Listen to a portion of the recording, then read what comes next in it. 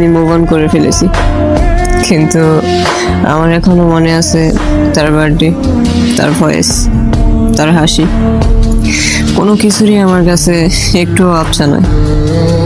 আমার কাছে এখনো তার সব ছবিগুলো আছে, তার ভয়েসগুলো আছে, তার সেই নাম্বারটা আছে যেটাতে আমরা একসময় হোয়াটসঅ্যাপে অনেক কথা বলতাম।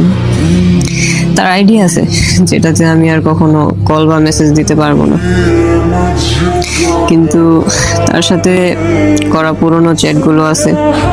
তবে ভীষণ মন খারাপের দিনে হয়তো সেই মেসেজগুলো পড়তে পারবো।